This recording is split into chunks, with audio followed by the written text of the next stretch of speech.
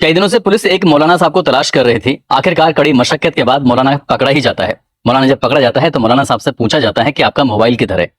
मौलाना ने शायद ये समझा होगा कि जो उनके मोबाइल में था वो डिलीट हो चुका है और कुछ ऐसा था जो शायद उन्हें एहसास ही नहीं था कि वो उसके अंदर सेव थे, उसकी इनर मेमोरी में। पुलिस ने जब अपनी तकनीकी के माध्यम से उन सब चीजों को तलाश करने की कोशिश की तो इंटरनेट पर जो देखी हुई चीजें थी वो उसकी इनर मेमोरी में सेव था। और पता चलता है कि मौलाना साहब तो गंदी फिल्में देखा करते थे और जो गंदी फिल्में देखा करते थे उनके पास जो छोटे छोटे बच्चे आते थे वो सब चीजें उनको भी दिखाया करते थे। दरअसल आज की कहानी के माध्यम से ये बताने की समझने की कोशिश करते हैं कि ये कहानी कहाँ की है, कौन थे वो बच्चे और आखिरकार उस मौलाना की पोल कैसे खुली, फिलहाल अब क्या हो रहा है और भविष्य में उस मौलाना के साथ क्या क्या होने वाला है। दरअसल बच्चों को कहता था कि यदि तुमने किसी से कुछ कहा तो जिन्नात तुम्हारे घर में जाएंगे, तुम्हारे अम्मी और तुम्हारे अब्बू को हमेशा हमेशा के लिए मार डालेंगे। और इसलिए बच्चे वो शांत रहते थे।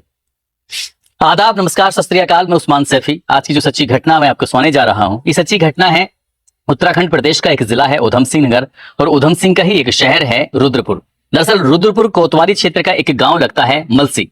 बात कर रहा हूं 16 अगस्त 2024 की। दोपहर के आसपास का समय हो रहा था। एक बच्ची जो कि अभी कुछ ही देर पहले मस्जिद में मौलाना साहब से पढ़कर घर पे आई थी, थोड़ी गुमसुम थी, परेशान थी। उसकी माँ ने पूछा कि बेटा क्या बात है, तुम इतनी गुमसुम, इतनी परेशान क्यों हो। वो लड़की जैसे उससे ये पूछा जाता है वो डरने लगती है, कांपने लगती है। माँ ने अपनी बेटी को अपने पास बिठाया, उसकी मनपसंद की जो चीज थी उसको खाने के लिए दी और खाने के बाद वो लड़की जब थोड़ी सी नॉर्मल होती है तब माँ पूछती है कि बेटा थोड़ा बताओ तो सही, क्या दिक्कत है, क्या परेशानी है। वो लड़की कुछ बोल नहीं पाती है। इसके बाद जो माँ होती है वो पास में जो बच्चे होते हैं उनके पास जाती है, क्योंकि उन बच्चों के साथ उसका उठना बैठना उस बच्ची का ज्यादा था। उन बच्चों से पूछा जाता है तो वो बच्ची भी कुछ ऐसे ही घबराने लगती है जैसे कि उस महिला की बेटी घबरा रही थी। उस बच्ची से ये पूछने की कोशिश कर रही थी तो वो भी नहीं बता रही थी। आखिरकार फिर माँ वापस लौट के आती है, अपनी बेटी को और दुलारती है, पुचकारती है और ये भरोसा दिलाती है कि तुझे कुछ नहीं होगा और जो भी कुछ है तो मुझे बता दे। आखिरकार उसकी बेटी ने जब बताने की कोशिश की तो उसने कहा जिन्नात तुम्हें मार डालेंगे और अब्बू को भी मार डालेंगे यदि मैंने ये सब बातें बताई तो। लेकिन माँ ने कहा कि कोई दिक्कत नहीं है, कुछ नहीं होगा और मेरे पास जिन्नातों को रोकने की ताकत है, मैं भी रोक सकती हूँ, मैं भी उनकी दिशा और दशा दोनों बदल सकती हूँ। जब माँ ने अपनी बेटी को ये भरोसा दिलाया तब उस बेटी ने कहा कि जब मैं मौलाना साहब के पास जाती हूँ तो मुझसे वो गंदी गंदी बातें करते हैं, यानी कि शरीर के अलग अलग हिस्सों को छूने की कोशिश करते हैं। जैसे ही 60 साल की बच्ची ने अपने ही मौलाना की ये कहानी सुनाई तो माँ के पैरों तले जमीन खिसक जाती है, सोचने पर मजबूर हो जाती है और गुस्से से तमतमा जाती है। मौलाना साहब के पास जाती है और जाने के बाद उनसे कुछ बुरा भला जब कहती है तो मौका पाते ही मौलाना वहां से भाग जाते हैं। अब इस बात की जो गूंज थी वो पूरे गांव में फैल जाती है। जैसे ही गांव के बहुत सारे लोगों को ये बात पता चलती है, मौलाना साहब को ढूंढने की कोशिश की जा रही थी, मौलाना भाग जाते हैं। हालांकि उस महिला को भी समझाने की कोशिश की गई थी कि जो भी हुआ इसे शांत करो, खत्म करो, बदनामी होगी। लेकिन अगला दिन निकलता है, उस महिला का गुस्सा बढ़ता चला जा रहा था क्योंकि उसकी बेटी के साथ जो हुआ था वो वाकई अच्छा नहीं था, भयानक था। वो सीधा नजदीकी पुलिस स्टेशन जाती है, यानी कि रुद्रपुर कोतवाली में एक तहरीर दी जाती है और तहरीर देने के बाद पूरी कहानी बयां की करती है कि मेरी जो बेटी है वो एक स्कूल में पढ़ती है। स्कूल में पढ़ने के बाद जब घर पे आती है तो उस बच्ची को पास में ही मस्जिद है, मस्जिद के ऊपर एक कमरा है और उस कमरे के अंदर मौलाना साहब रहते हैं और मौलाना ही उस बच्ची को दीनी तालीम देते हैं, यानी कि उसमें अरबी पढ़ाते हैं, उर्दू भी पढ़ाते हैं, साथ ही नमाज के तरीके बताते हैं कि नमाज कैसे पढ़ी जाती है। लेकिन कई दिन से मेरी बच्ची थोड़ी गुमसुम रहती है, परेशान रहती है।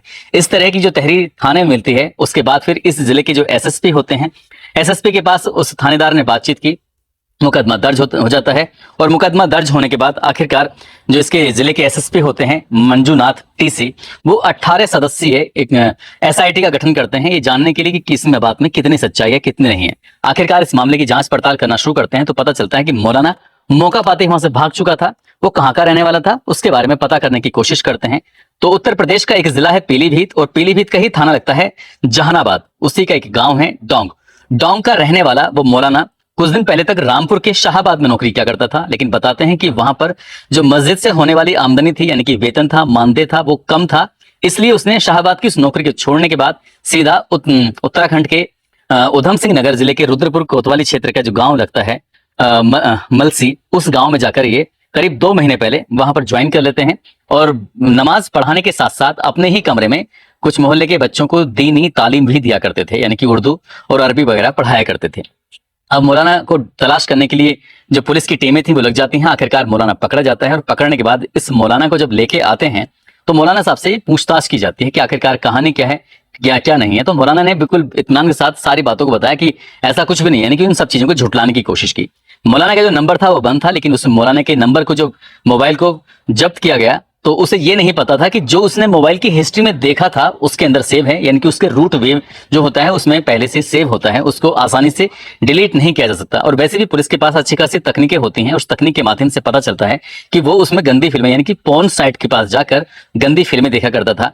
अब उस बच्ची के साथ साथ जितने भी बच्चे आया करते थे उन बच्चों से बारी बारी से पूछताछ की जाती है, तो पता चलता है कि जो बच्चे हैं वो 5 साल से लेकर 10-12 साल तक के बच्चे हैं जो दीनी तालीम हासिल करने के लिए आते थे। मौलाना बहुत ही शातिर किस्म का व्यक्ति, जिन बच्चों की उम्र 8 या 9 साल से ऊपर होती है, खासकर लड़के, उनके साथ वो बहुत सख्ती से पेश आया करता था, उन्हें खूब बहुत बुरी तरह से मारता था, पीटता था और उनसे एक एक चीज को बारीकी से पूछता था कि तुमने ठीक से याद किया है नहीं किया है। और इस बात के आसपास के लोगों में बड़ी तसल्ली होती थी कि मौलाना साहब बहुत सख्त हैं और बच्चों को अच्छे से उर्दू भी पढ़ा रहे हैं, अरबी पढ़ा रहे हैं। लड़कियों के लिए भी यही था, जो 8-9 साल से ऊपर की लड़कियां होती थीं जो थोड़ी समझदार थीं, अगर किसी बच्ची के साथ कुछ ऐसी हरकत करने की कोशिश करें तो वो जाकर अपने घर पे बता सकती थी। तो ऐसे उसमें उन बच्चियों को वो होमवर्क दिया करता था और उनके साथ भी वो सख्ती से पेश आता था। अब इन्हें जल्दी से बच्चों को आते थे और जल्दी ही घर पे 10-15 मिनट में भेज दिया करता था। लेकिन जो बच्चियां 5 से 8 साल की हुआ करती थी उन बच्चियों को वो अपने पास रखा करता था और उनसे बड़े प्यार से अच्छे से बातें करना, साथ ही उन्हें अपने एसी वाले कमरे में ले जाना।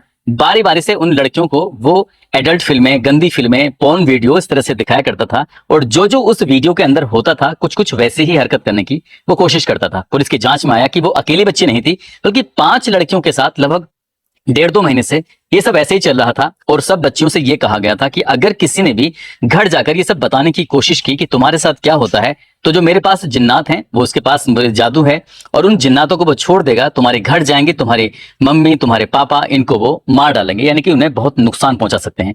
छोटी बच्चों के दिमाग में, दिल में इस तरह का डर बैठाया गया था कि वो जिन्नातों से डरने लगती हैं। और यही कारण था कि कई दिनों से, यानी कि बताते हैं 1.5 महीने 2 महीने से वो लगातार शोषण सह रही थी। उनके साथ वो किस हद तक गया था, पुलिस इसी मामले की जांच पड़ताल में जुटी हुई है। आखिरकार जब ये बात गांव वालों को पता चलती है कि उसने एक नहीं बल्कि 5 लड़कियों के साथ इतना घिनौना कृत्य किया है, तो गांव वालों को यकीन नहीं हो रहा था कि जिस व्यक्ति के पीछे वो नमाज पढ़ रहे थे वो शायद नमाज भी कभी कबूल हो पाएंगी या नहीं हो पाएंगी। लेकिन इस घटना ने पूरे गांव को तोड़कर रख दिया। हालांकि पुलिस ने जब 18 सदस्यीय एसआईटी का गठन किया है, उस एसआईटी के माध्यम से उस मौलाना की और भी जो बैकग्राउंड हिस्ट्री है कि जहां जहां भी वो आज तक रहा है, कहीं ऐसा तो नहीं कि पहले पूर्व में कुछ बच्चियों के साथ, कुछ लड़कों के साथ उसने ऐसा कोई घिनौना गंदा कृत्य तो नहीं किया है। हालांकि पुलिस अभी ठोस नतीजे पर नहीं पहुंची है, लेकिन उसको रिमांड पर लेने के बाद उससे पूछताछ की जाती है। पूछताछ करने के बाद उसको जेल भेज दिया जाता है और पुलिस इस मामले की जांच पड़ताल में जुटी है। और जैसे ये बात अखबार, सोशल मीडिया, अलग अलग माध्यम से जब ये लोगों में फैलती है तो लोगों में गुस्सा होने लगता है। ये मामला उत्तराखंड की विधानसभा में भी उठाया जाता है और ये पूछा जाता है कि आखिरकार कब तक इस तरह की घटनाएं होती रहेंगी। दोस्तों, इस पूरे घटनाक्रम को सुनाने का उद्देश्य किसी को परेशान करना नहीं है, किसी का दिल दुखाना नहीं है, बल्कि आपको जागरूक करना है, आपको सचेत करना है। जरूरी नहीं है कि आपके बच्चे मदरसे में ही जाते हों, जरूरी नहीं है कि आपके बच्चे स्कूल जाते हों, आपके बच्चे आपके घर से अलावा कहीं भी जाते हैं, घर के किसी सदस्य से भी अगर मिलते हैं, तो आपकी नैतिक जिम्मेदारी बनती है अपने बच्चों से बातचीत करें, उनके दिलों में बैठकर उनके बात, उनसे इतना प्यार से, इत्मीनान से, उनके जगह बनाकर उनके मन में, उनके दिल के अंदर उनसे ये जाने कि आज तुम्हारे साथ पूरे दिन हुआ क्या है। कहीं ऐसा तो नहीं आपके बच्चे के साथ कहीं कुछ गलत काम हो रहा हो और अब वो गुमसुम हो और आपको इस बात का एहसास ही ना हो, अब वो लंबे समय से ऐसे झेलता चला रहा हो।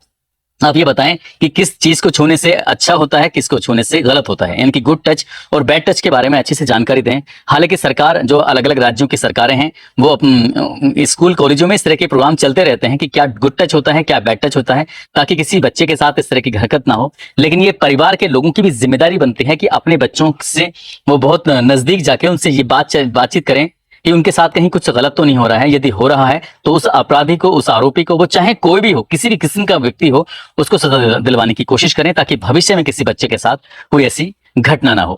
दोस्तों, जाते जाते आज सीतापुर के रहने वाले हैं अनिल हसमुख, आज इनका जन्मदिन है।